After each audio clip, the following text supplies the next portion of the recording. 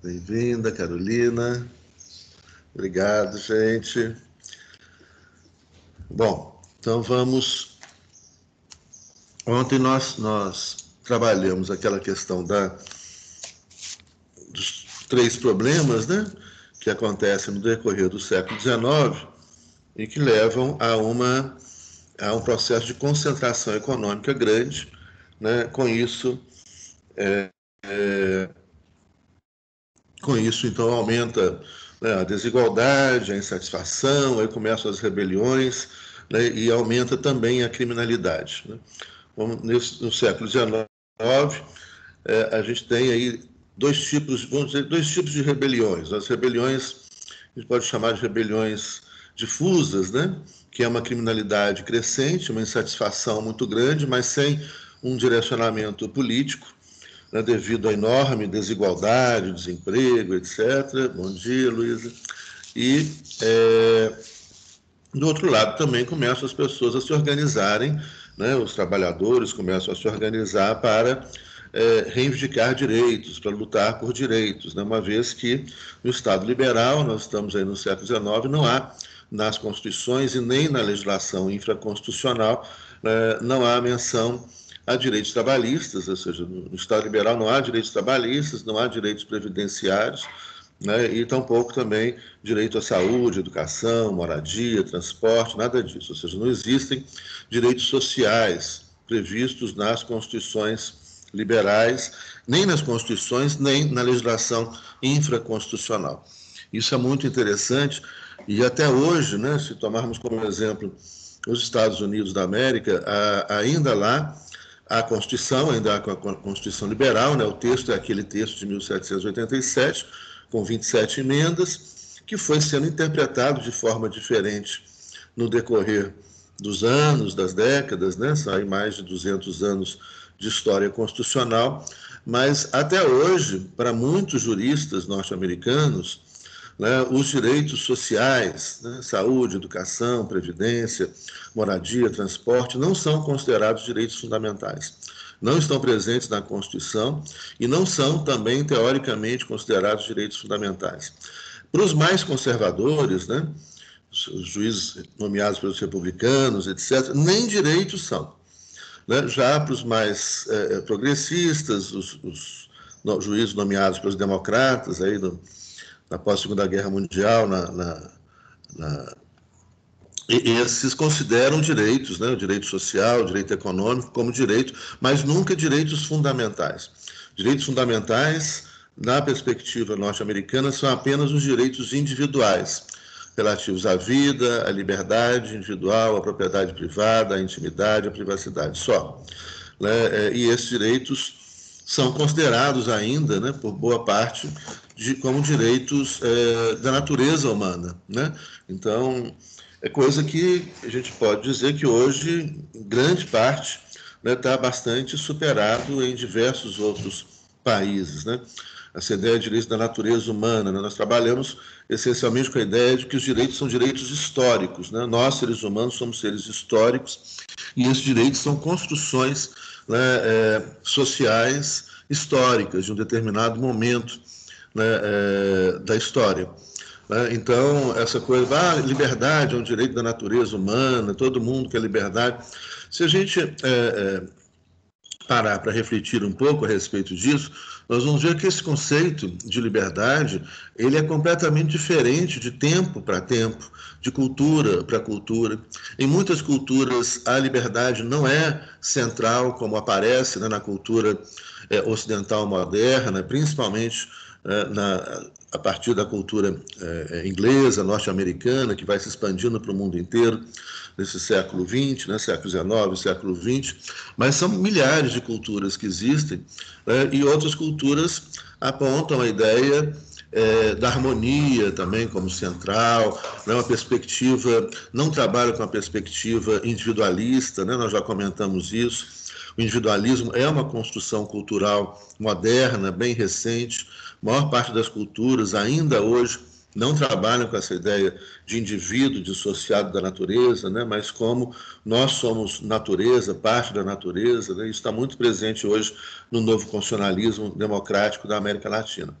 né? Então, essa é uma perspectiva que é uma perspectiva cultural, né, histórica, e o direito é história. Né? O que é direito em uma determinada cultura não é direito em outra cultura, o que é direito em um determinado momento da história não é direito em outro momento da história. Não, o direito, portanto, ele é dinâmico, né? Ele é uma construção histórica permanente, e é assim que é trabalhado hoje pela esmagadora maioria dos autores de direito, exceto alguns autores que ainda, né, na perspectiva mais conservadora, e principalmente nos Estados Unidos, que ainda não consideram direitos sociais e econômicos como direitos fundamentais. Bom, então voltando aí, né, nesse Estado liberal, portanto, do século XIX, as constituições liberais não fazem referência a direitos sociais, saúde, educação, previdência, etc., transporte, moradia, não fazem referência a direitos econômicos, né, como direito a um salário mínimo, políticas econômicas de repartição de riqueza, de geração de emprego, né, não faz referência também, em geral, né, a uma democracia, né, a uma menção ao voto censitário, né, dentro de uma lógica da meritocracia. E aí, então, nós terminamos a aula ontem, falando que aquelas pessoas que estavam no poder do Estado e que só podiam ser os conservadores, né? Lembra que nós comentamos que pela regra eleitoral do voto censitário, né, só as pessoas ricas podiam votar, né? E só as mais ricas ainda podiam se candidatar aos cargos públicos.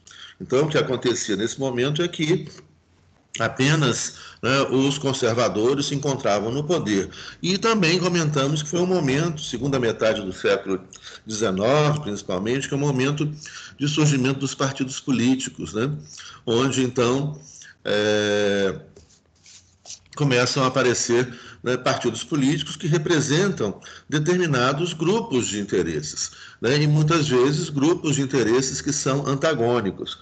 Então, nós mencionamos que os partidos políticos surgem em torno, isso é a abordagem de alguns também pesquisadores, né, isso é uma classificação, lógico, surgem em torno de grandes dicotomias ou antagonismos, né?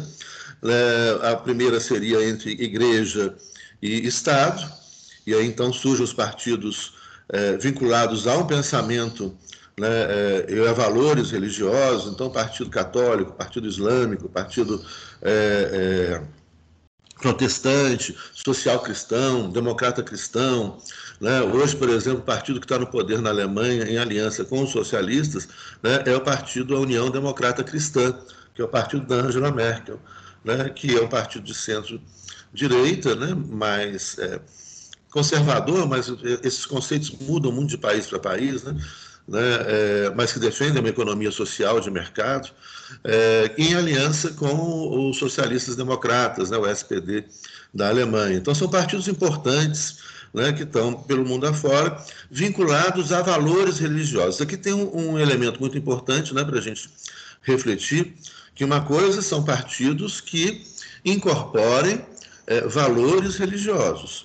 Né? Outra coisa são partidos políticos vinculados a uma determinada religião ou uma determinada igreja. Isso é um desastre. Né? Por quê? Né? Porque o campo religioso, e principalmente, né, tomando como exemplo as religiões monoteístas, né, o judaísmo, que é a primeira, do judaísmo surge o cristianismo, né, do cristianismo e do judaísmo surge o islamismo.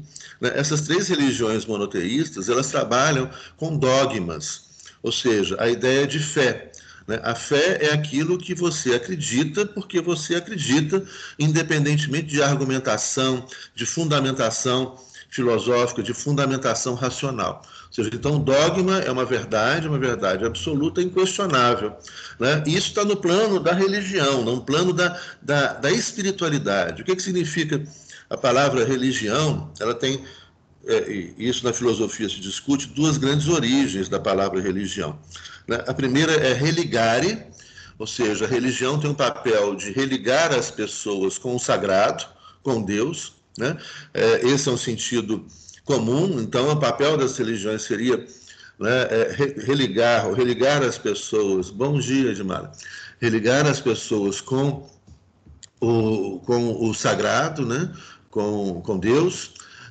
E um segundo sentido, a religião é interpretada no sentido de religere, né, que seria algo com o qual a gente tem que ter uma atenção toda especial, um cuidado todo especial. Então aí você já abandona um pouco a ideia de religare, né? Ou seja, o sagrado é aquilo que ocupa um lugar especial, um lugar distinto, né? Um lugar que não pode, né, ser questionado, né, que não pode ser discutido. Bom, mas tornando isso, essas religiões monoteístas, elas têm, portanto, dogmas, que são verdades inquestionáveis. Elas estão no plano espiritual. Religião é o plano espiritual. A política é o plano da nossa vida aqui na Terra, né? A política, então, é o plano terreno. Na política democrática, tudo tem que ser discutido.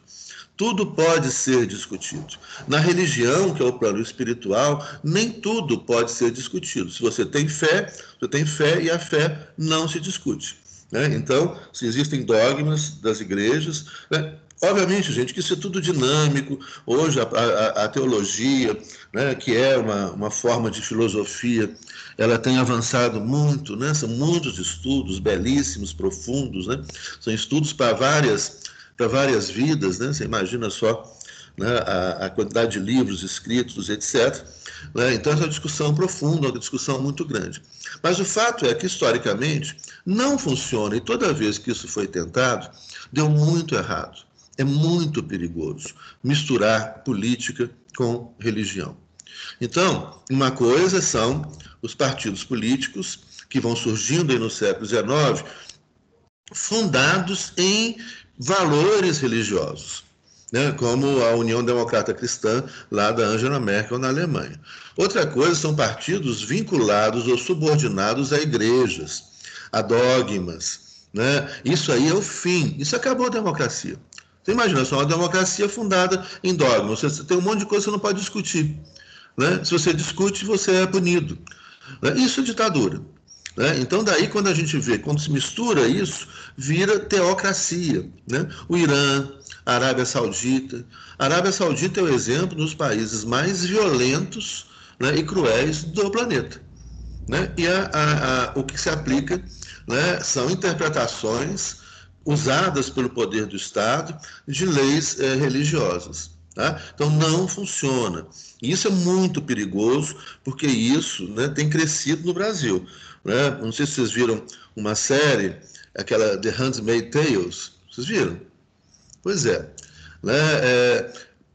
A gente tem que tomar cuidado, senão o Brasil vira aquilo. Né? Os Estados Unidos também pode virar aquilo.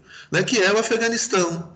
Né? Que é o Irã é menos, por incrível que pareça, o Irã é menos que o Afeganistão, né? Que é a Arábia Saudita. Né? Não mistura. Então, religião é espiritual. Né? É o nosso contato com o sagrado, com Deus, a fé aqui. Política, lá. Né? Política é o plano do real. O que a gente vai fazer? Saneamento básico, dar saúde para as pessoas, educação, né? Segurança, economia com emprego. Isso é o plano da política. Tá? Então, são coisas distintas. Um segundo campo, né, isso, The Handmaid's Tale, é fantástico. É isso. A Maria Juliette escreveu ali, gente.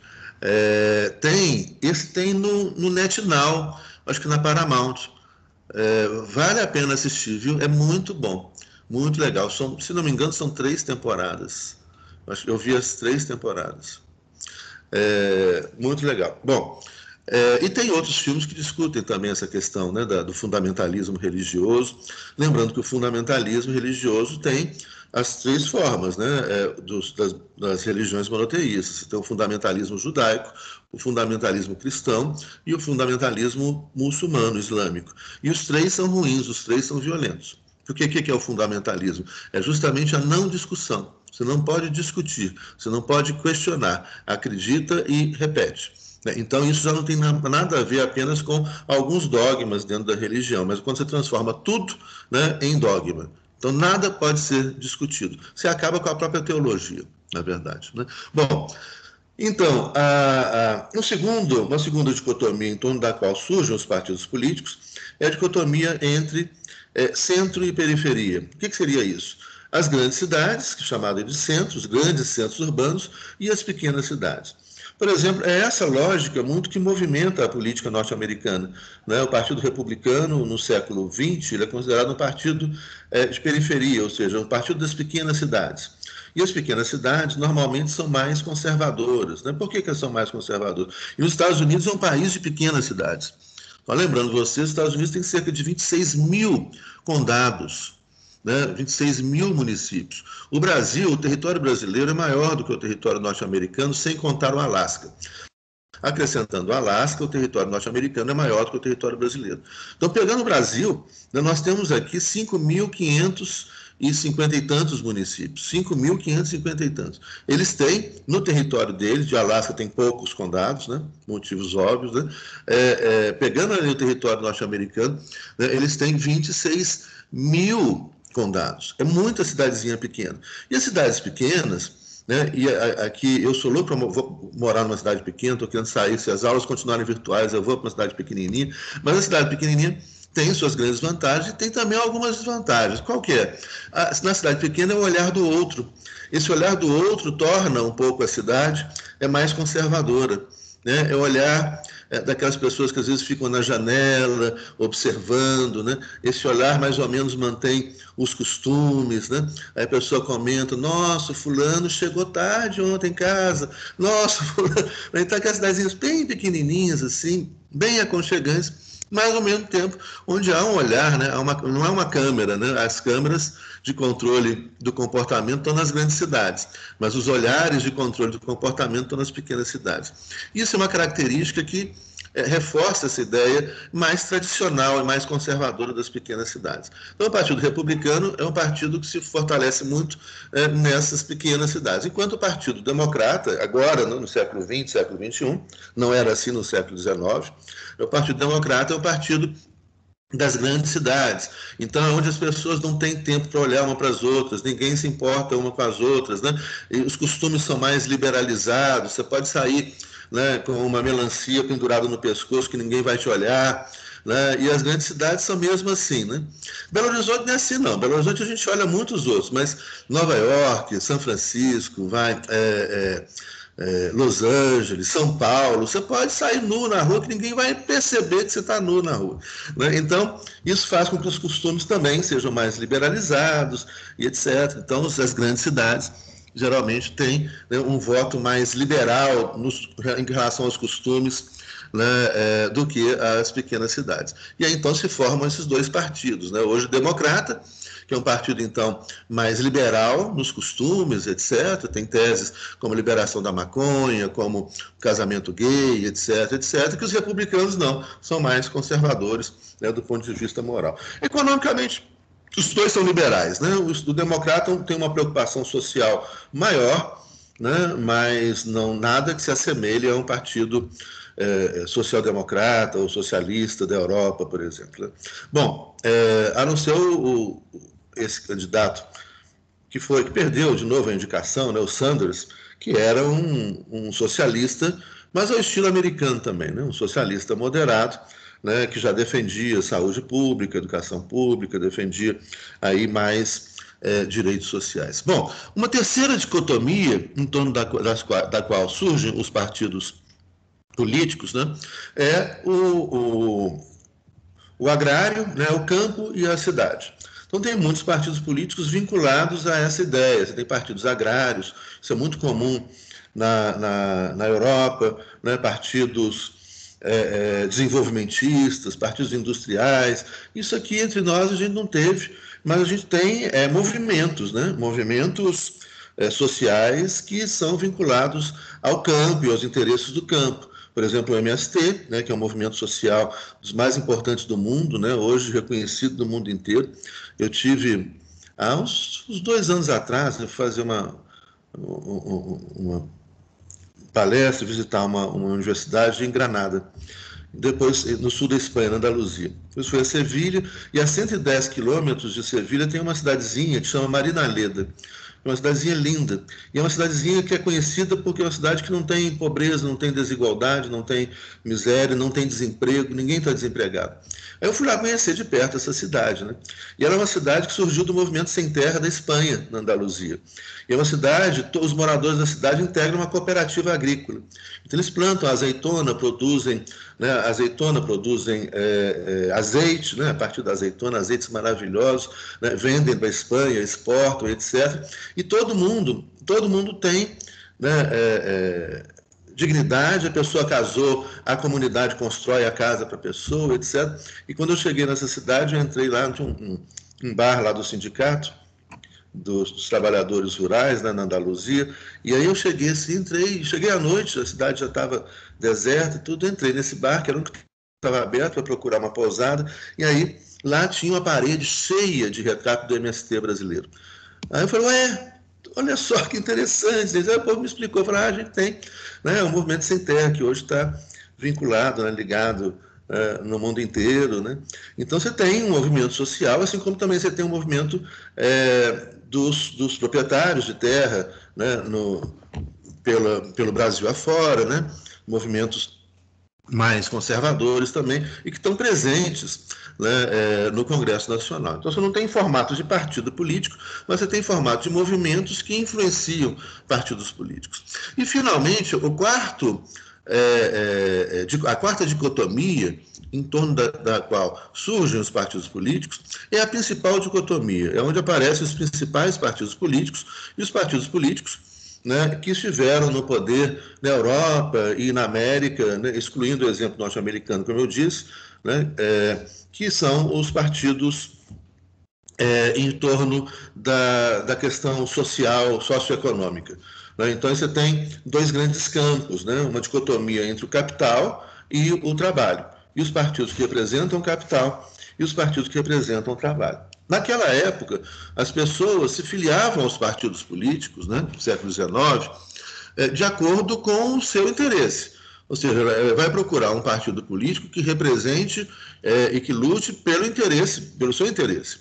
Então, se o sujeito é um grande empresário, um grande proprietário, ele vai para o Partido Conservador, né?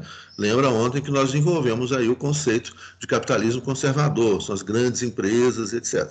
Né? Então, se o sujeito é um grande empresário, etc., ele vai para o Partido Conservador. Se ele é um microempresário, um pequeno empreendedor, um profissional liberal, ele vai para o Partido Liberal. Se ele é um trabalhador do campo ou da cidade, ele vai para os partidos do campo do trabalho, que representam o seu interesse. Aí são os partidos trabalhistas, que são muito fortes, né, no mundo anglo-saxão, no Partido Trabalhista Inglês, né, no Canadá, na Austrália, na Nova Zelândia, são partidos que tiveram, né, muito tempo no poder no decorrer do século XX e agora no século XXI também. Os partidos sociais-democratas, né, que são muito fortes na Europa continental, os partidos socialistas, né, também. Né, o primeiro partido socialista no mundo foi em 1870, em Portugal. Depois, os partidos socialistas chegaram ao poder e ficaram no poder boa parte do século XX na Escandinávia, na Suécia, Noruega, Finlândia, Dinamarca. Né? Os partidos comunistas, né? O Partido Comunista Inglês, que surgiu, foi fundado pela filha do Karl Marx, né? Vai ter um filme sobre a história dela, né? Que são partidos, então, do campo do trabalho, ou seja, que representam as pessoas que são empregadas, que são trabalhadores no campo e na cidade.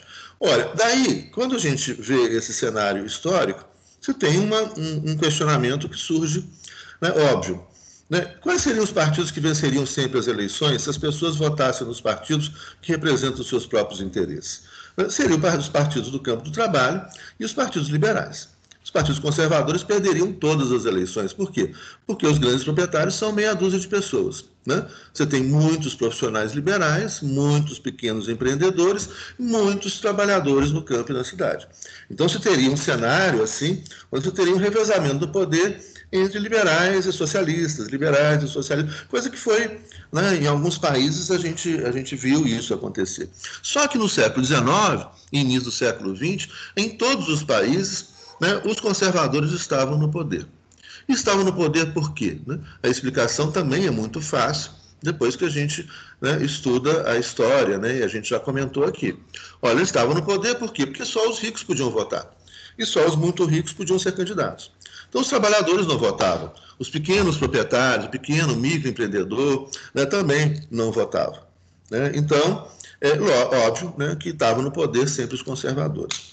Hoje a gente tem outros fenômenos, né, que são interessantes para serem estudados, a gente estuda isso mais na pós-graduação, mas vamos e podemos, né, comentar aqui também esse fenômeno, né, que é o fenômeno, essa desconexão, né, das pessoas com os seus próprios interesses. Ou seja, uma pergunta que um psicanalista e filósofo sensacional, merece ser lido, que é o Slavoj Zizek, faz, é como que pessoas lutam por interesses que são contrários aos seus próprios interesses. Como é que as pessoas se mobilizam em torno de interesses que são contrários aos interesses das pessoas e das pessoas que a gente ama, né? Então, não só a gente vota contra a gente mesmo, como a gente vota contra as pessoas que a gente ama, né? Contra as pessoas, dos nossos amigos, familiares, etc. Como é que se explica esse fenômeno? Nós vamos discutir isso quando a gente entrar no estudo do nazismo, do fascismo, vamos ver se a gente consegue entrar ainda na aula de hoje, né? E vamos aprofundar esse estudo do nazifascismo. Mas a pergunta é essa, ou mais ou menos, traduzindo essa pergunta, como é que você tem trabalhadores que defendem a reforma trabalhista? Como é que você tem aposentados que defendem a reforma da Previdência? É essa a pergunta. Ou seja, uma reforma que claramente prejudica os trabalhadores, acaba com direitos trabalhistas, e o sujeito é trabalhador, né, e defende isso. Né? Ou uma reforma que claramente acaba com a aposentadoria, né, reduz direitos da aposentadoria, e a pessoa defende isso. Né? Hoje de manhã, antes de começar a aula, eu quase tenho um troço, né, um grupo, desses grupos de família, sabe? Nossa, eu quase tive um troço mesmo. Eu estou aqui vivo porque a gente vai começando.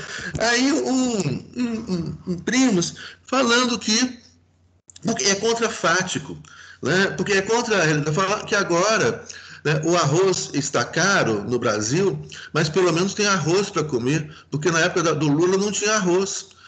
Aí eu falei, gente, não vou conversar. Até logo. Saí do grupo. Falei, não tem como.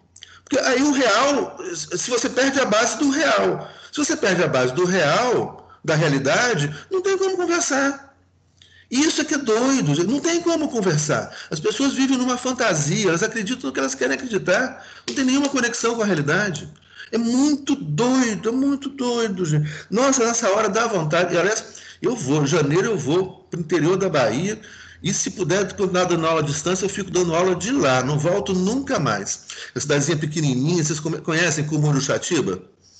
Vou para Cumuruxatiba, em Prado. Ah, é linda, gente. Eu vou para Cumuruxatiba, lá tem muito artista, muita música, né? Aí eu vou ficar em Cumuruxatiba dando aula de lá.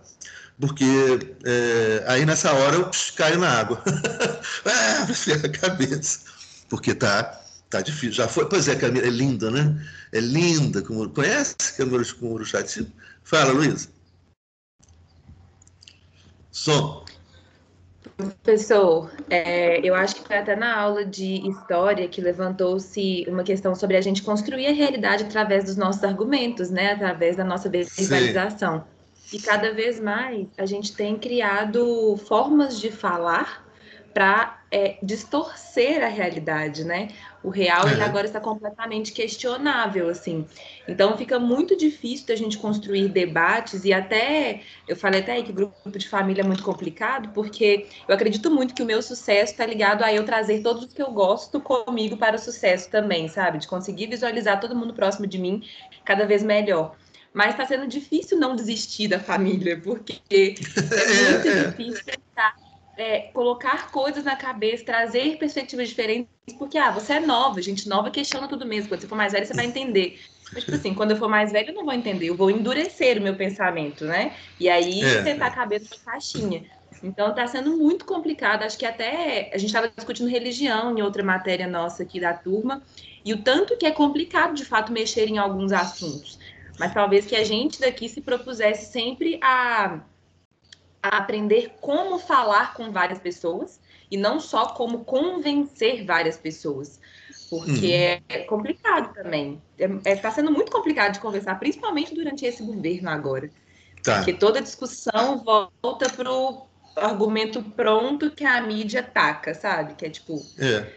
Não, tá impossível, né? É assim, tem que ter muita paciência, muito carinho. Esse primo meu, assim, eu cresci com ele e tudo, então, muita paciência. Mas aí não adianta. Quer dizer, mas tem que adiantar, a gente tem que ter paciência, argumentar. Aí você vai lá, pega de repente jornais da época, né? Mostra, olha, não, estava todo mundo comendo, estava todo mundo empregado, estava todo mundo feliz. Isso aí que você está falando não aconteceu, isso não existiu, né? Então, aí você vai pegando, porque é muito, dá vontade de chorar. Né? É sim, é impressionante.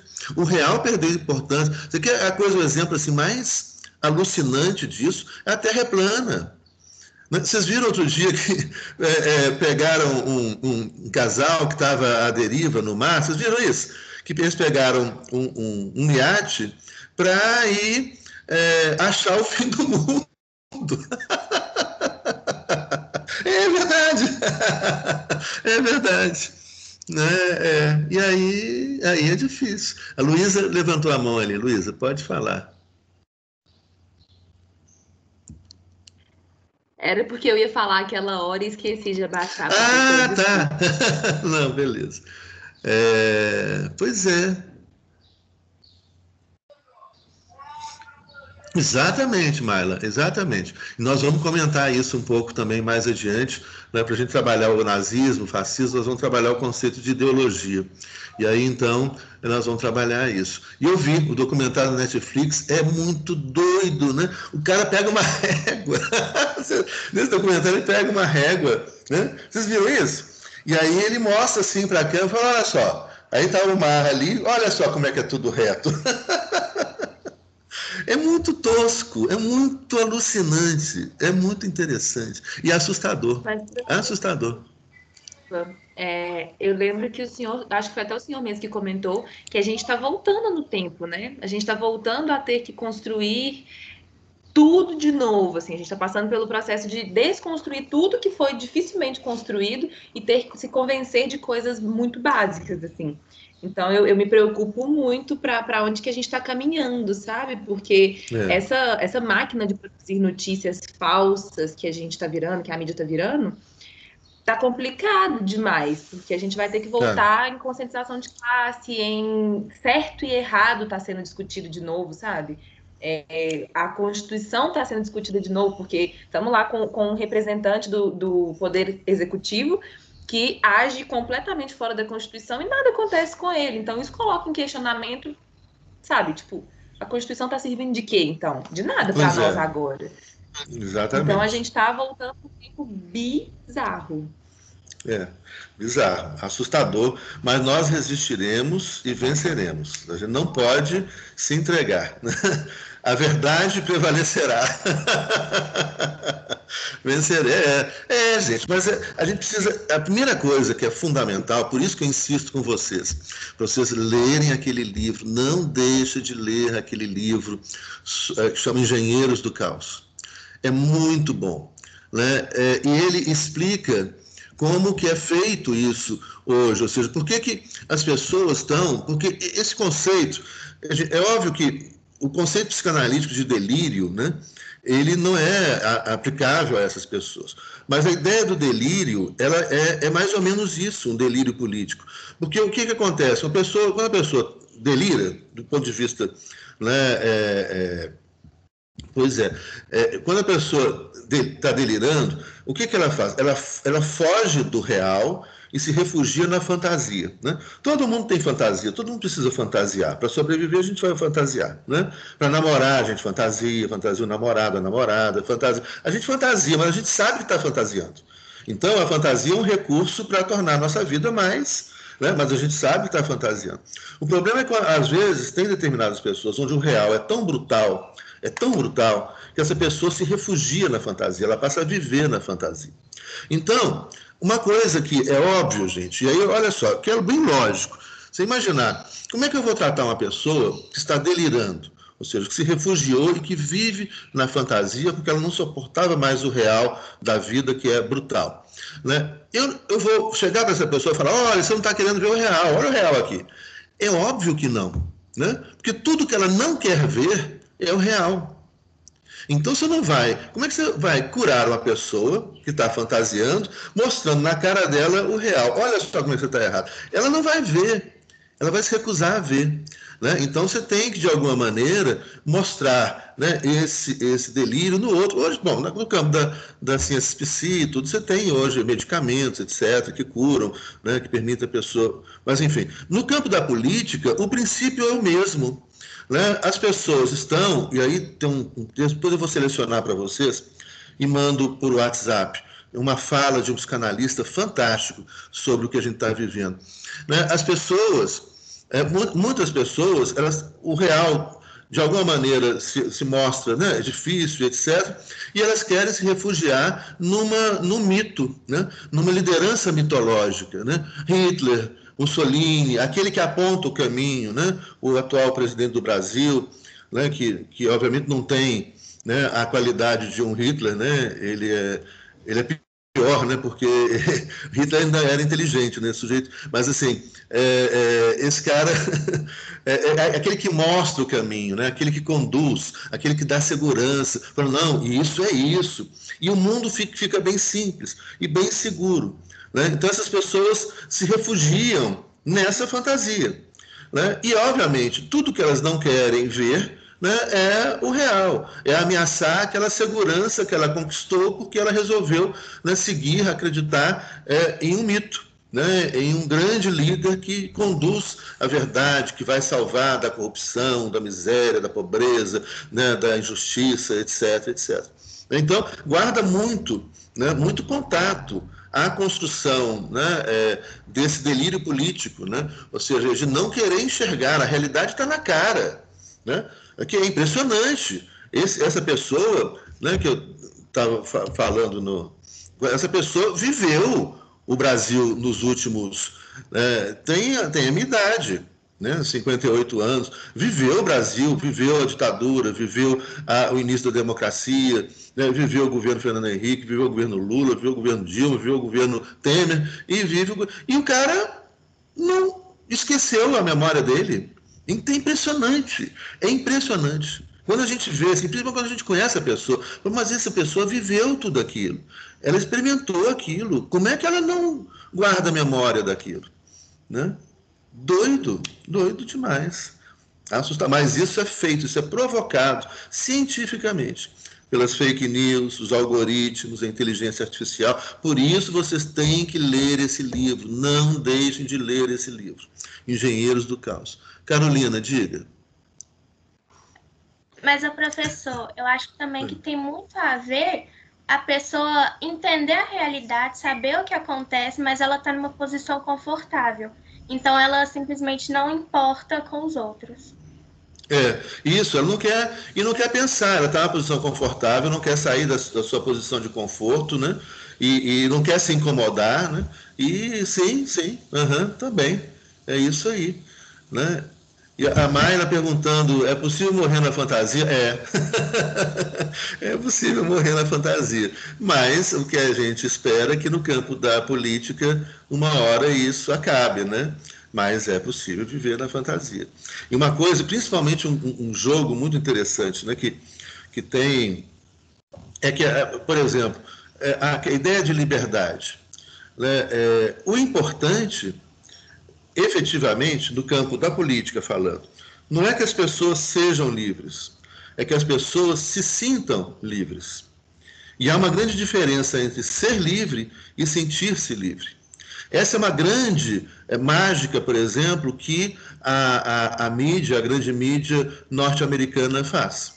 Né? As pessoas nos Estados Unidos se sentem livres. Mesmo aqueles 100 mil pessoas que estão morando nas ruas em Los Angeles, os 70 mil em Nova York, que não tem onde morar, né? Uma parcela deles se sente livre, embora não sejam livres. Né? Porque a liberdade é algo que a liberdade não é fácil, não, gente. Porque a liberdade, ela é hard. A liberdade, ela implica em coragem. Né? Coragem para conhecer, Quando você fala, por exemplo, a gente fala nos direitos individuais, liberdade de consciência política, liberdade de consciência filosófica, liberdade de consciência religiosa. O que é necessário para a gente ter liberdade de consciência religiosa, política e filosófica? Você tem que estudar. Você tem que... eu escolhi minha religião livremente. Quem que escolheu a religião livremente? Para você falar livremente, então primeiro tem que conhecer, olha isso, assim, essa é assim, essa é aquela. Aí livremente você escolhe. Ou seja, para você exercer liberdade, tem que ter coragem.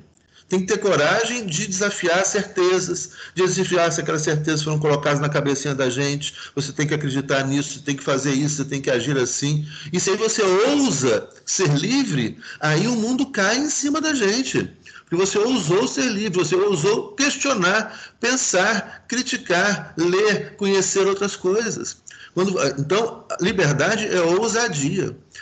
Geralmente, nem todas as pessoas que se sentem livres, eu diria, aí eu não tenho condição de dizer, obviamente, em números, eu não tenho a pesquisa para isso, mas eu diria que talvez uma parcela importante das pessoas que se dizem livres, efetivamente não são livres.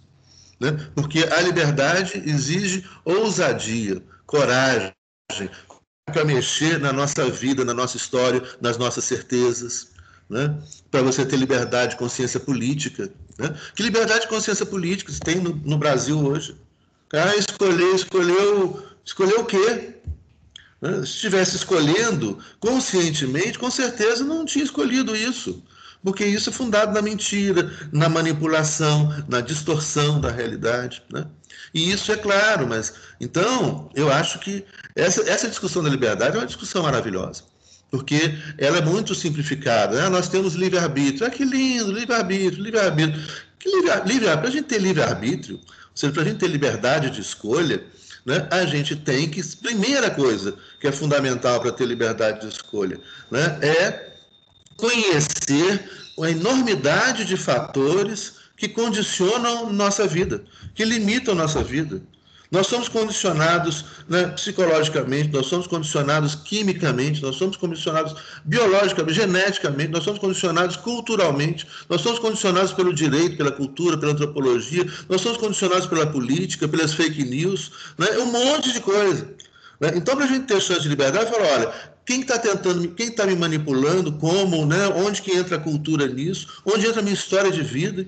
Alguns anos de psicanálise fazem muito bem para todo mundo, revisitar o passado, revisitar as nossas histórias pessoais, os nossos condicionamentos, os nossos limites. Isso faz muito bem. Isso é uma forma da gente conseguir maior espaço de liberdade.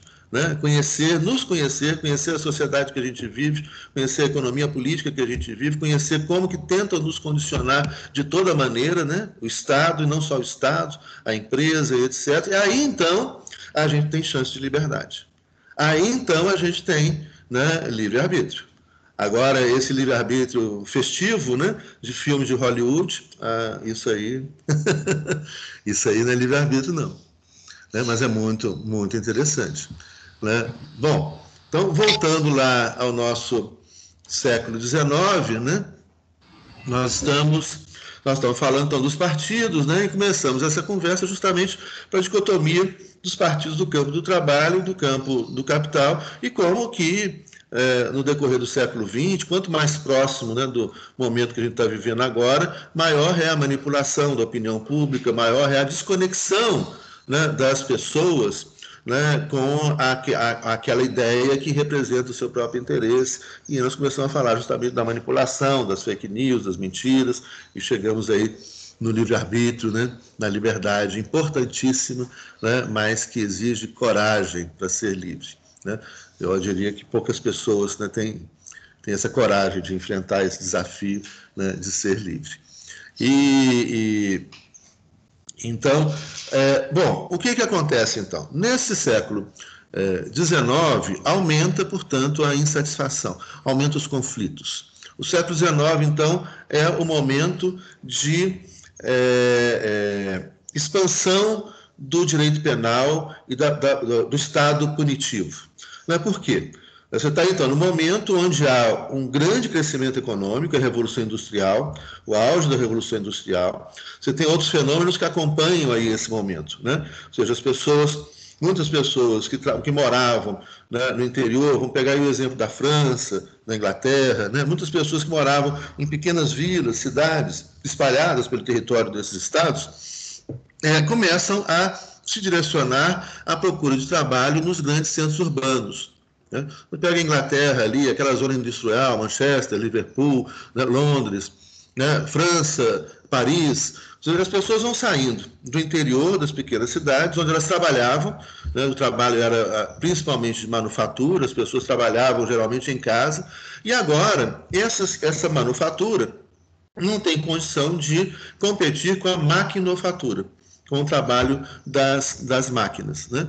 E aí, então, essas pessoas começam a sair das suas pequenas cidades à procura de trabalho nas grandes cidades. E é nas grandes cidades que estão as fábricas. Né? Então, ali você tem uma novidade. Né? Tem várias novidades no século XIX. Né? Então, essa novidade é um processo de migração gigantesco, de movimentação populacional gigantesca, onde, então, as pessoas vão saindo do interior desses países, das pequenas cidades, em direção às grandes cidades à procura de trabalho. Né? Há, portanto, um inchamento dessas grandes cidades. Essas cidades que já eram grandes, já tinham uma população maior, né? Agora vão encher, né? Então vai muita gente chegando. E essas pessoas que vão chegando, o que acontece? Você está no Estado liberal. A lógica, então, não há políticas públicas, econômicas, de geração de emprego, salário mínimo, não tem nada disso. Então, as pessoas vão chegando à procura de trabalho, né, e é óbvio que não vai ter trabalho para todo mundo.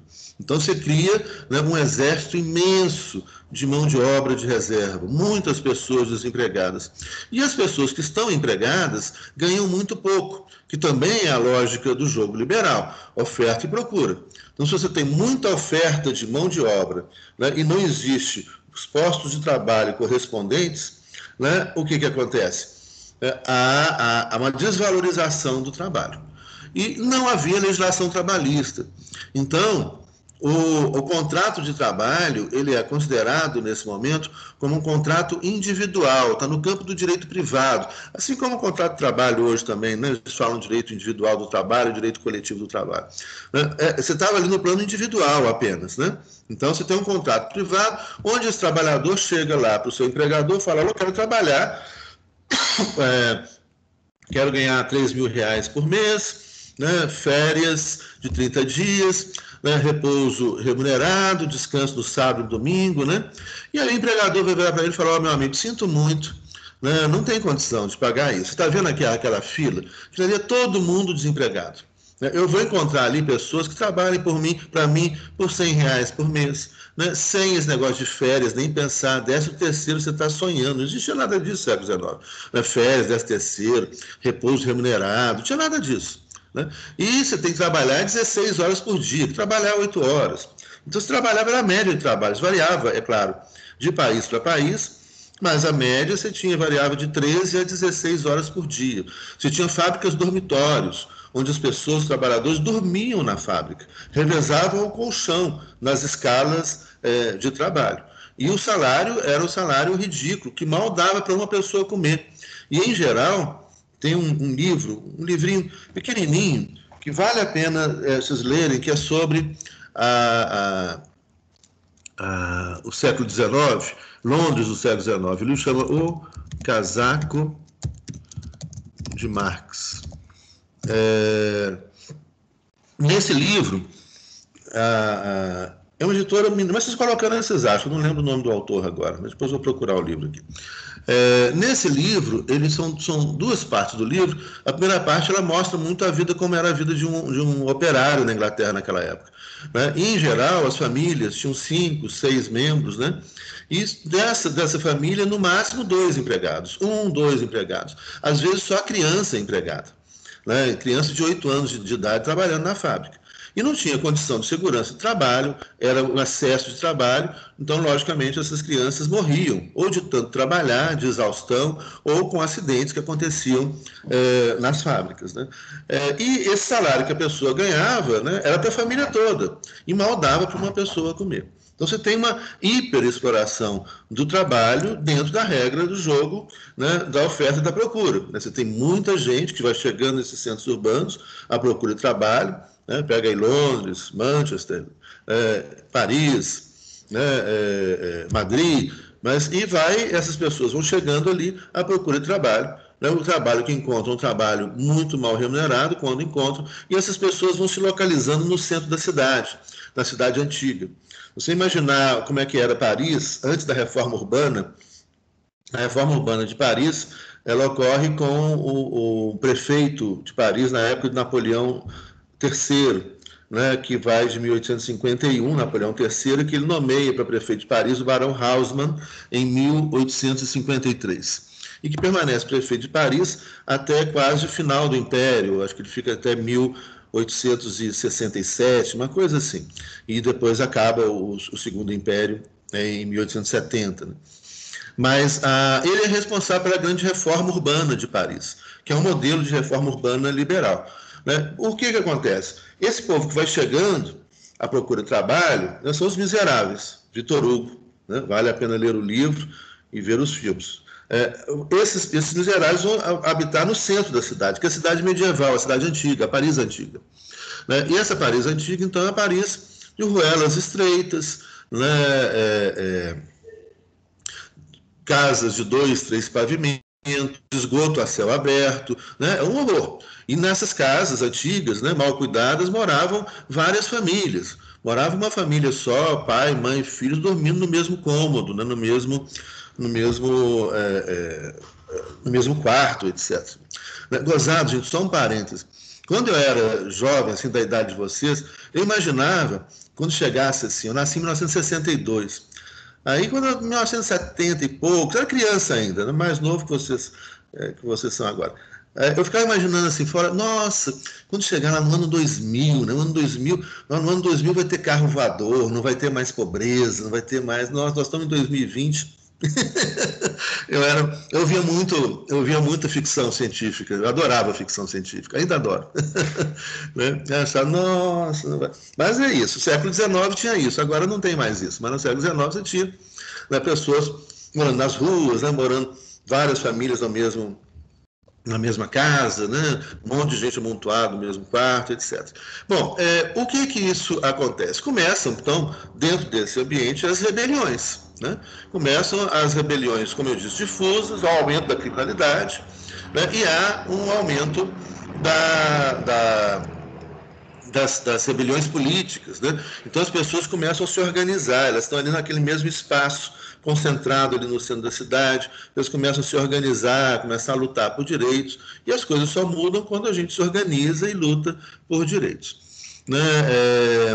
E aí, então, um certo dia, essas pessoas resolvem sair pelos bairros da periferia, então o centro de Paris, o centro antigo, que é um centro contaminado, sujo, mal cuidado, etc., com gente amontoada, né? As fábricas estão ali perto, e na periferia estão os bairros ricos, os bairros chiques, com ruas largas, etc. Um certo dia, essas pessoas resolvem sair pelos bairros da periferia à procura de pão, trabalho, reivindicando pão, trabalho.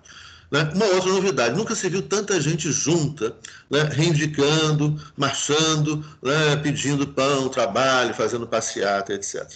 Olha, qual que é a resposta que o Estado liberal sabe dar ou pode dar a isso? Então, aí é fácil da gente entender. A gente não precisa nem ler a história, basta a gente pensar na estrutura do Estado, que a gente vai ver como é que isso vai ser cuidado. Olha, quem é que está no poder do Estado? Os conservadores. O Estado liberal não pode intervir na questão social e econômica. Não há políticas econômicas, geração de emprego, pelo emprego, nada disso. Não há direitos sociais, saúde, educação, nada disso.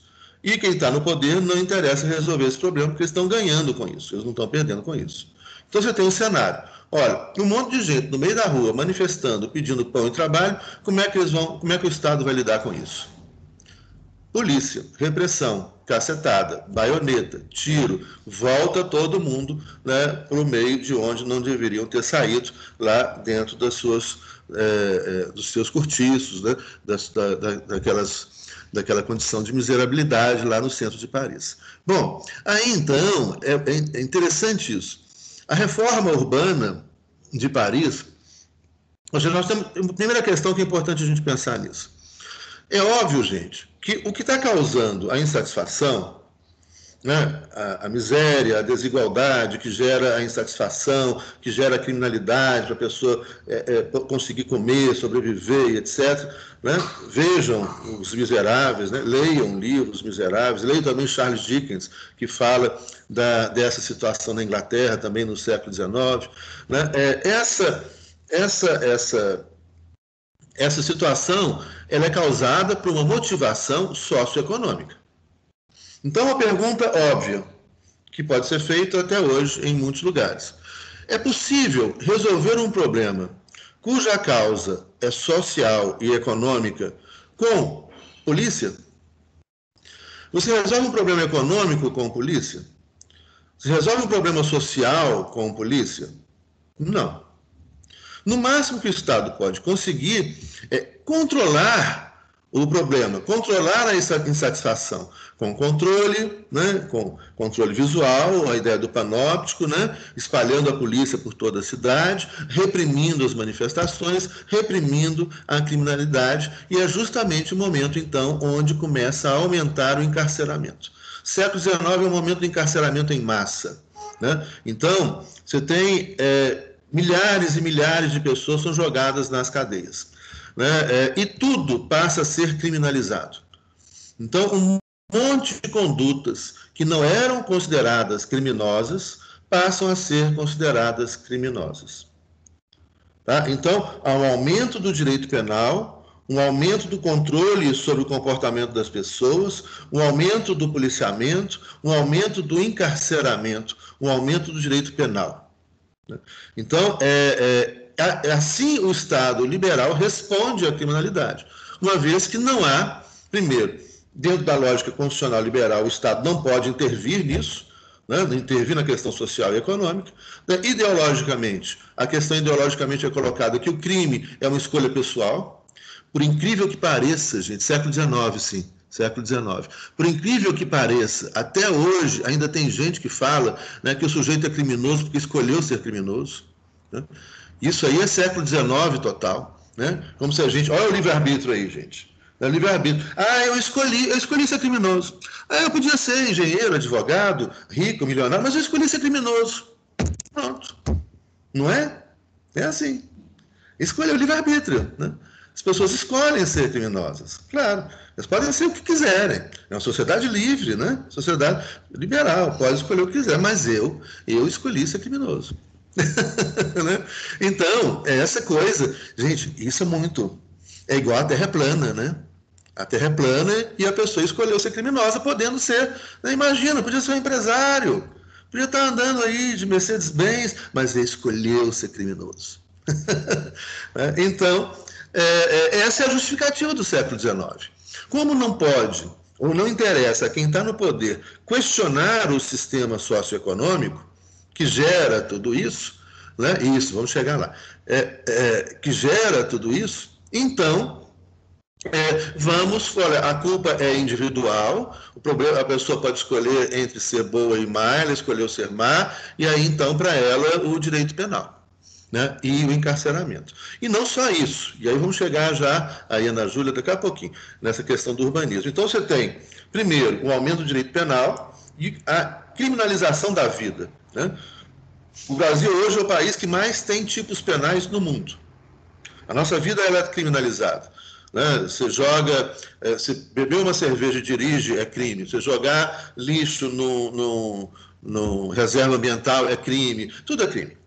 Né? Então é difícil não cometer um crime durante a vida. Todo mundo comete um crime durante a vida. Tirar a cópia, né, xerox, bem que agora não. Né, cópia xerox de um livro, né? Crime. Agora é baixar PDF um livro que está sendo vendido, né? É crime. Então não tem escapatória. Não tem escapatória, né?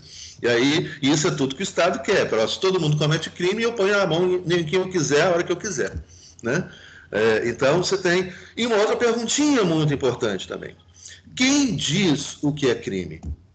O crime não é um conceito natural, né? É um conceito social, é um conceito cultural. O que é crime em um lugar não é crime em outro lugar. O que é crime em uma época não é crime em outra época. Então, o crime é um conceito que é um conceito cultural, histórico, né? Logo, a pergunta é válida e necessária.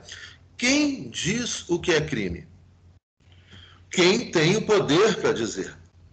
No Brasil, por exemplo, vamos pensar o nosso Congresso Nacional atual.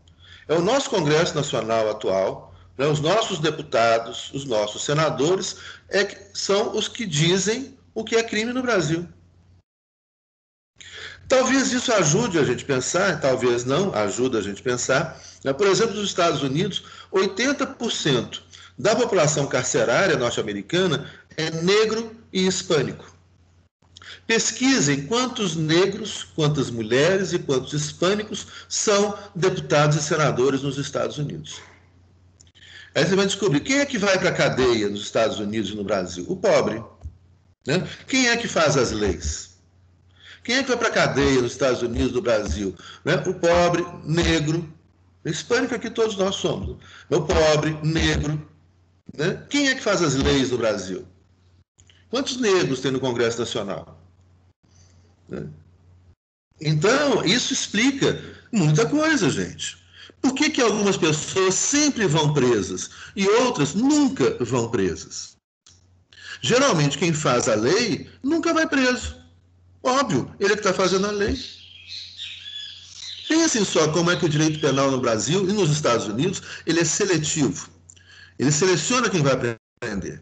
Ele prende o pobre, ele prende o preto. O Belchior, um preto, um pobre, um estudante, ele vai, né, pegar aqueles justamente que ameaçam de alguma maneira o poder, né, que são os que estão fora do poder, os que estão oprimidos, né? Então, o sistema... E aí uma coisa... E aí é o óbvio, mas que a gente tem que repetir nesse momento, né? A Terra é redonda e o direito é político. A Terra é redonda e o direito é político. Repitam comigo isso. Que o direito tem que ser neutro. Gente, pensa só. O direito é fruto da política. A última coisa na vida que vai ser neutra é o direito. Quem é que faz o direito, gente? São os deputados do partido X, Y, Z, A, B, C. Que neutro. O professor de Direito Civil é neutro. Aquele professor lá de Direito Constitucional, Teoria do Estado, ele não é neutro, não. Mas o Direito Civil é neutro, porque ele dá só o Direito Civil.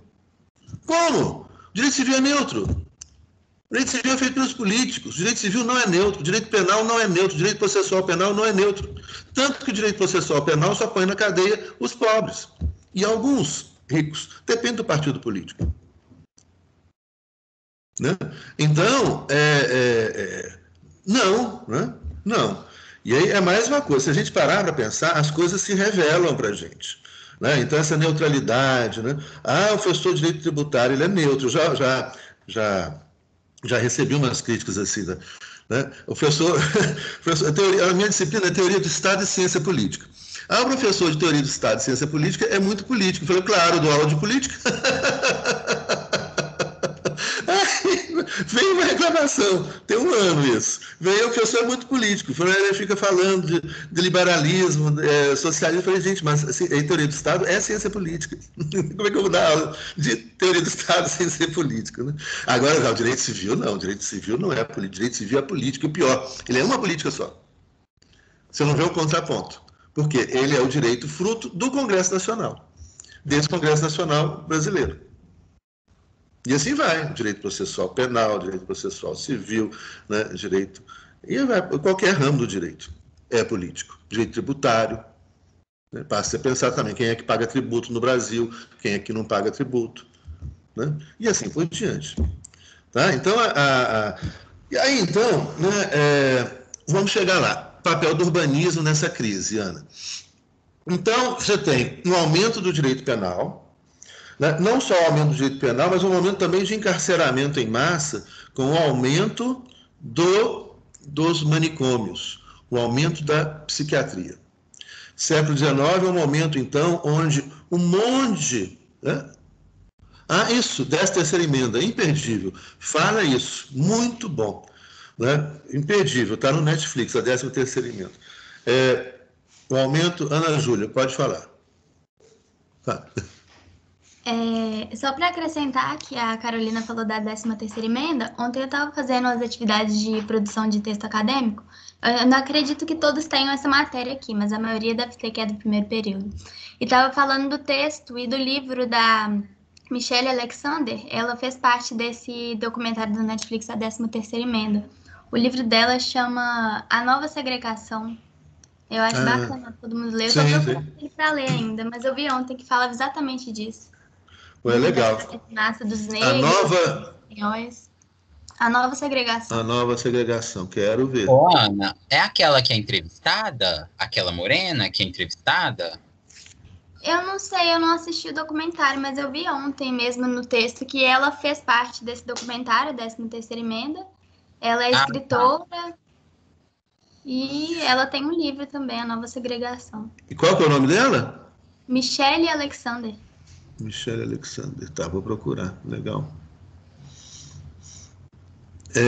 Tem uns livros, deixa eu ver se eu lembro o nome também, vocês encontram em PDF, de um criminalista francês. Ele chama, vou escrever aqui para vocês, Loïc, com trema, não é Loac, porque tem um trema no I, então fecha. Loïc Vacan. O livro Prisões... Vou explicar, já vai, peraí. Prisões da Miséria. Tem um outro que chama As Duas Faces do Gueto. Esse cara é muito bom também. E ele é um grande criminalista, professor, ele dá aula nos Estados Unidos, já deu aula aqui no Rio de Janeiro, ele é francês, Loïc Vacan. E esses dois livros vocês encontram em PDF, gratuitamente e legalmente, para vocês baixarem. Tá? As Prisões da Miséria e As Duas Faces do Gueto. Muito interessante, falando também dessa questão, do direito penal seletivo, né, como que depois que privatizaram os presídios nos Estados Unidos, aumentou a corrupção. Você tinha conluio de policiais, juízes, promotores e a empresa para prender mais. E quanto mais prende, maior o lucro da empresa, que administra o sistema carcerário. Né? Nossa, Caio, parabéns, já encontrou, que sucesso. Isso é muito bom. Rápido, olha lá, já tem um aí. É um livro gostoso de ler, fácil de ler, mas leiam antes os Engenheiros do Caos. Leiam antes Engenheiros do Caos, depois vocês leem esse. Tá? Mas é muito legal, de criminologia, e é uma referência de autor de criminologia. Bom, voltando então, a questão dos manicômios é a mesma lógica, né? Ou seja, o Estado, com essas rebeliões políticas, aumento da criminalidade, né? Isso ameaça o poder do Estado. Então, o Estado aumenta o controle, né?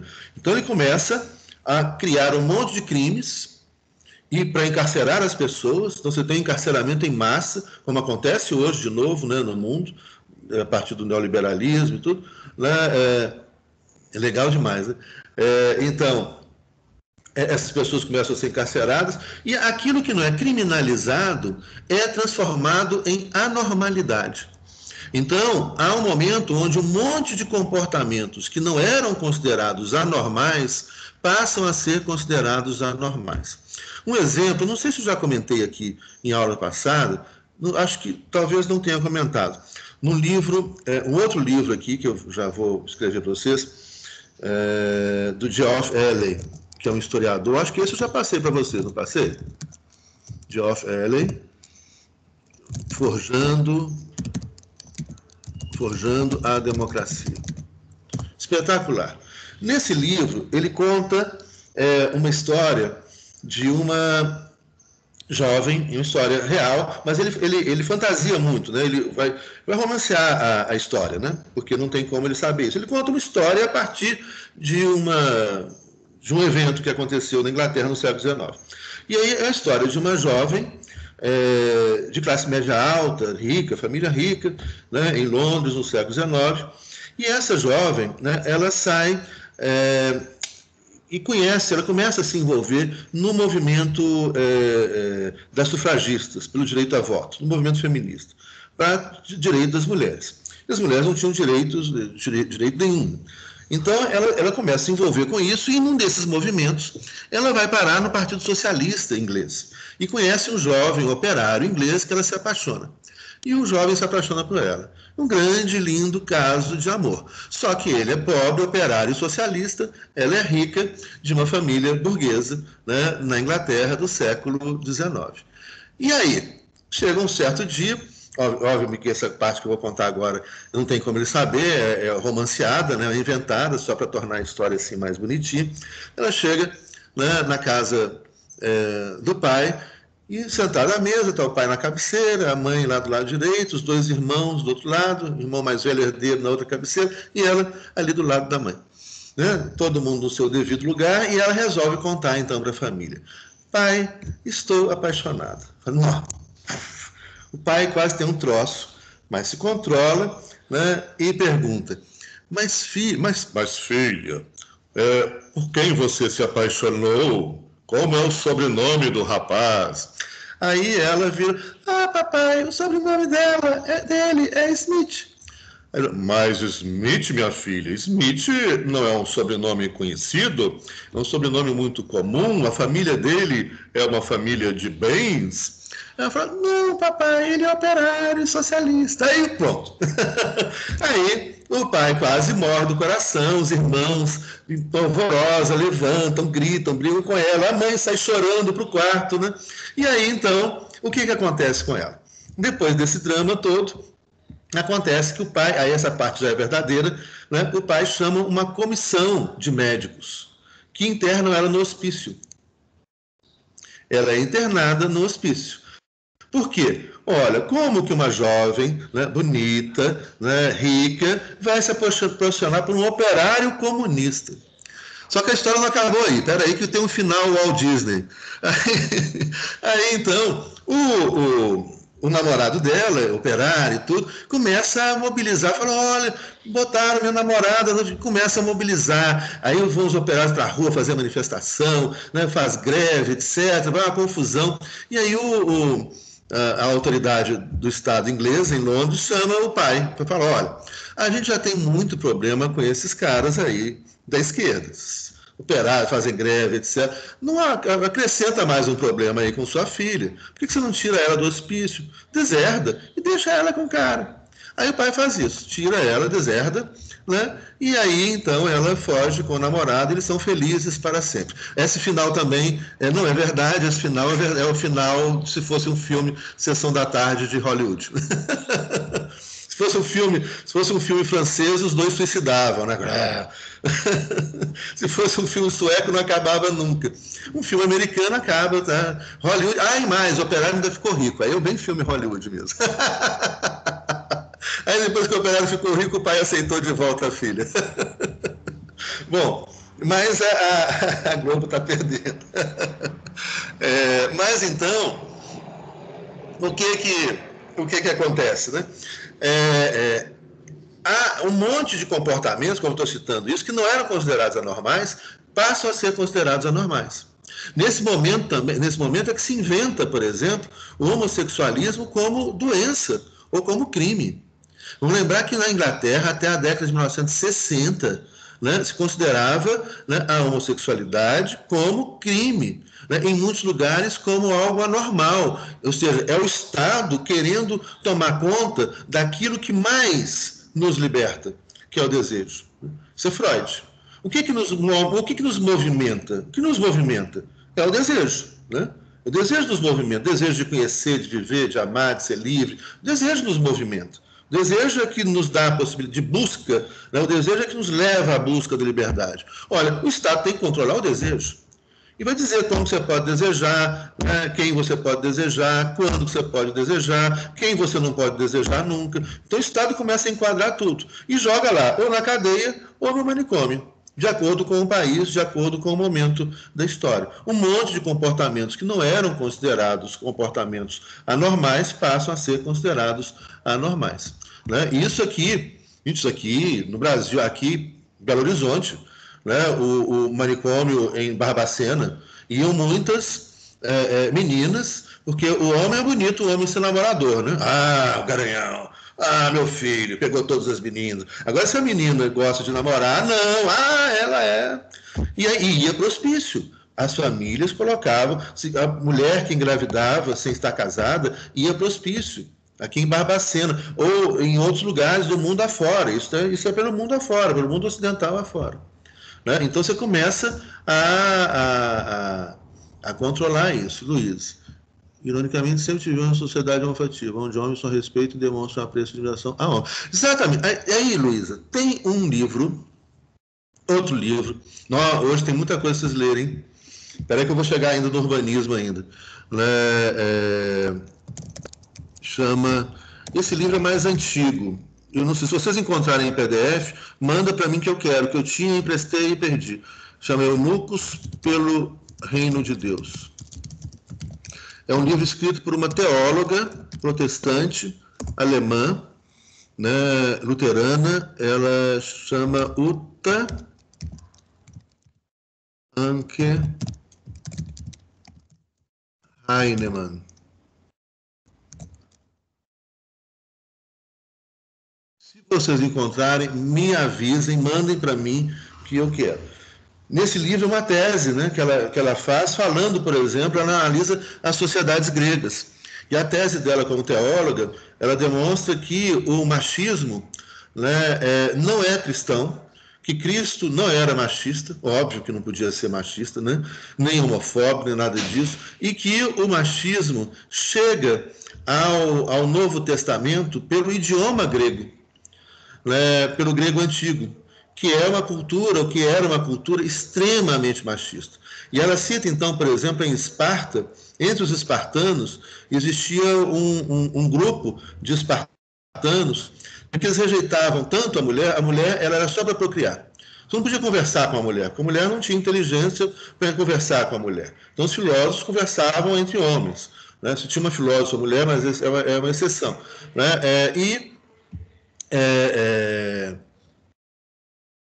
Sim, importantíssimo isso, né? E então, né, ela fala, nesse batalhão de Esparta, a rejeição da mulher chegava a tal ponto, a tal nível, que os homens, eles eram casais de guerreiros, né, que rejeitavam as mulheres. Então, o homem só poderia amar um outro homem, né? E em Esparta você tinha um batalhão só de guerreiros, né, que eram casais de guerreiros, né?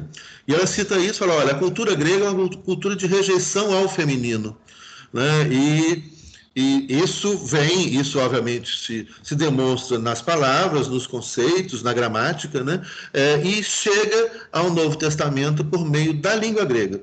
Isso não tem nada a ver com Jesus Cristo. A tese dela obviamente a tese dela foi super combatida na época, isso foi em 1980, lembrando que na Alemanha, ela lembra isso na Alemanha em 1980, que em 1980 as mulheres grávidas e menstruadas eram proibidas de entrar na igreja. Alemanha, em 1980, porque eram impuras. Olha que doideira. Alemanha, 1980. Né? Então, e lembrando também, direitos iguais entre homens e mulheres é algo bem recente, né, na história do constitucionalismo e do constitucionalismo ocidental. Bom, então aí você começa a aprisionar. Qual é o último, né, passo? Olha, um monte de coisas que passam a ser criminalizadas, um monte de condutas passam a ser consideradas anormais, um monte de condutas passam a ser consideradas pecado, e aí, de novo, quem diz o que é pecado, né?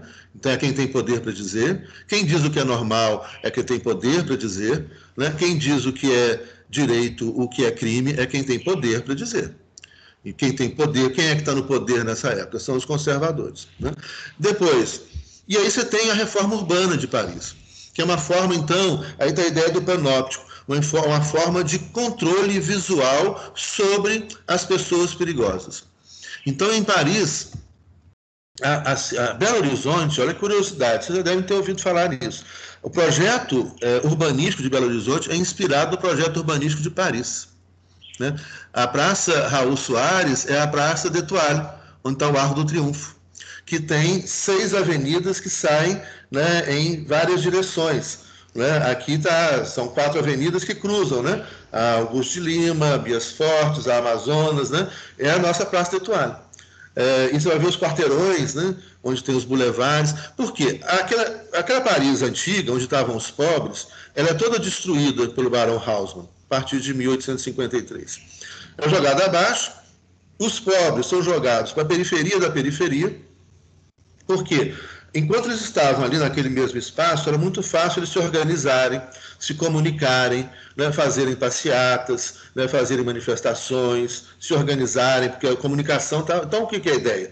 Vamos jogar o pobre para a periferia da periferia. Lá longe. Ali eles ficam dispersos, dificultam a organização e facilitam o controle policial sobre os corpos dos pobres. No lugar daquela Paris antiga, surge justamente essa Paris maravilhosa que está aí, né, que tem até, né, ponte revestida de ouro, etc. E aí os caras fazem a Avenida Champs-Élysées, que é a Bias Fortes, né, faz a Champs-Élysées, tem uma pequena diferença, mas pensar que a economia francesa era a segunda do mundo naquela época, né? Então aqui, Belo Horizonte, a minha cidade, eu gosto muito dela, mas acabou o dinheiro, então não deu para construir uma Paris, mas mesmo assim eu amo BH. Né? E aí então você passa a ter aquela cidade planejada, e interessante que o Barão Haussmann ele vai aplanar a cidade, coisa que não é aqui, né? Aqui é cheio de montanha. Paris fica numa bacia, então é uma cidade plana, né? E ela vai fazer as obras, né, viadutos, etc., de forma que você não tire o controle visual. E em cada Carrefour, em cada cruzamento, tem um posto policial. Então, se de repente aparece um pobre ali, imediatamente a polícia já avisa o outro posto, cerca e joga o pobre para a periferia da periferia. Você tem uma forma de controle psicológico, que as pessoas pobres vão se sentir muito mal numa cidade tão luxuosa, bonita, com ponte de ouro, né, com teto, sei que, né? Então você já tem uma exclusão psicológica, né, e o controle visual, o panóptico. São avenidas largas, no lugar das ruelas estreitas, agora são avenidas largas. Então não tem como o povo fazer barricada, as famosas barricadas de Paris, não tem como eles fazerem resistência ao poder público, não tem como se esconder do olhar do Estado, né? Porque as ruas são largas. Brasília, né? A lógica de Brasília. Ruas largas, avenidas largas, bulevares largos, onde então agora o Estado está permanentemente de olho e localiza claramente quem é o perigo. Quem é o perigo? O perigo é o que não está usando uma roupa bonita, né? Um vestido longo, ou um fraque, né? Na Paris do século XIX, no início do século, né? O perigo é o pobre, que é facilmente identificado e retirado, né, daquele lugar. Né? Isso aí é o controle visual, né, que é o controle urbanístico. Olha, hoje esse controle é feito por câmeras, né? Câmeras sofisticadas. Paris, esse dado que eu vou passar para vocês agora já é um dado antigo, então se a gente atualizar esses dados é muito mais.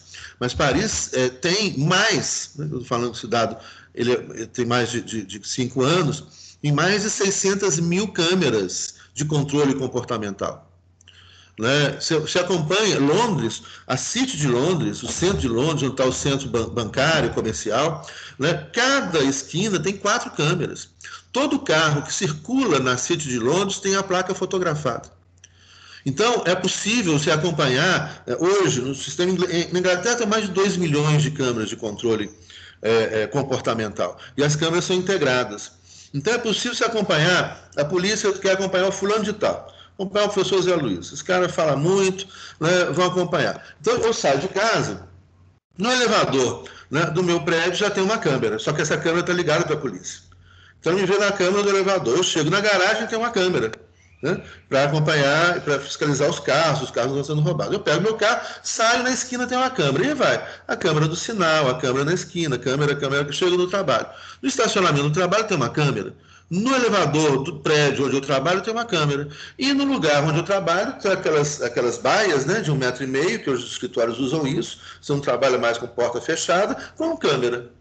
né? Então é possível acompanhar uma pessoa, né, 24 horas por dia, para onde ela vai, não vai, etc. Eu fiz uma palestra em Belfast, tem poucos anos isso, tem uns 3 anos por aí. E aí eu recebi o convite da universidade, eu pedi uma passagem para Londres, falei, vou pedir um carrinho barato para poder ir passear, conhecer, aproveitar que já estava, né, tudo pago, tudo, vou conhecer aqui tudo, e vou até Belfast, né, que é o norte da Irlanda, da ilha da Irlanda, da Irlanda do Norte, né, mas com isso eu vou passeando tudo. E aí, é impressionante. Primeiro deu uma sorte danada que eu tinha alugado o carro mais barato, né, com GPS, não tinha GPS, aí o cara me deu um upgrade, me deu um Volvo, não, cara, o carro voa. Aí eu fui subindo, conhecendo, a cada 5 quilômetros você tem uma câmera, e a câmera nas estradas é diferente daqui.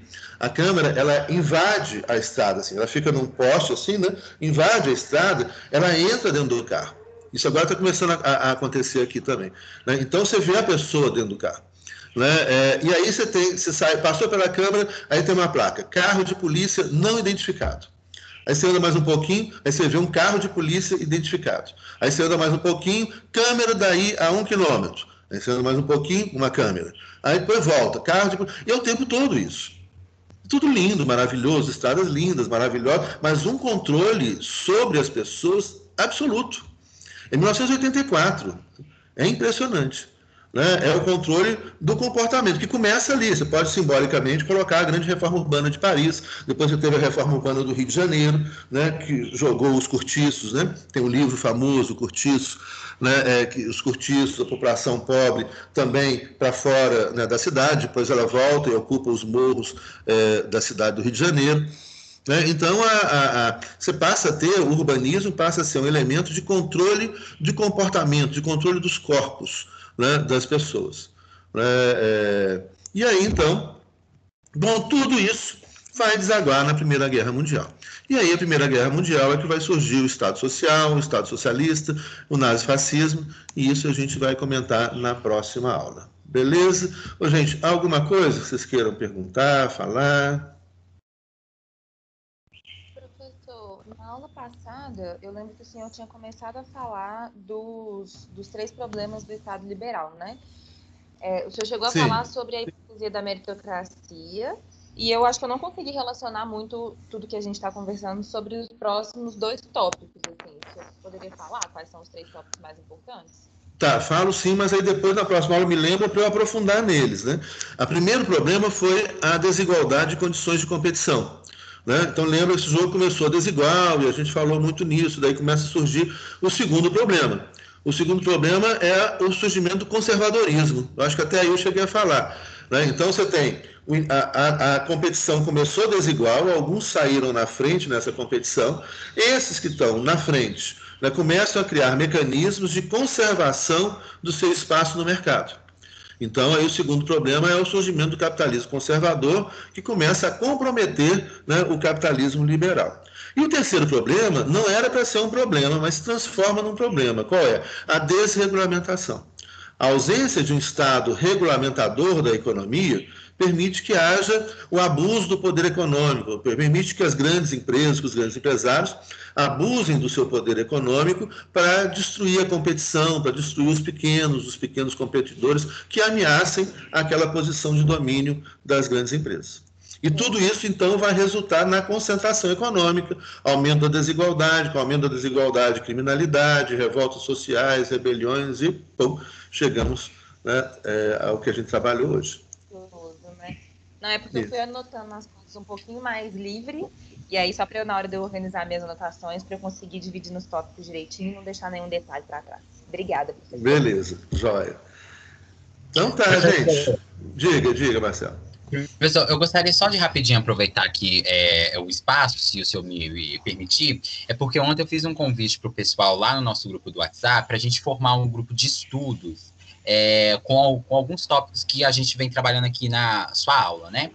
E aí eu gostaria só de reforçar esse pedido, né? Se alguém tiver interesse, pode me procurar no WhatsApp e a gente tenta se articular nesse sentido e a gente monta um grupo de estudos. Era só isso. Obrigado, professor. Falou, gente. Então tá Até a próxima semana, tudo de bom, boa semana para vocês. Até mais. Tchau, tchau, professor. Até a próxima. Tchau, até a próxima.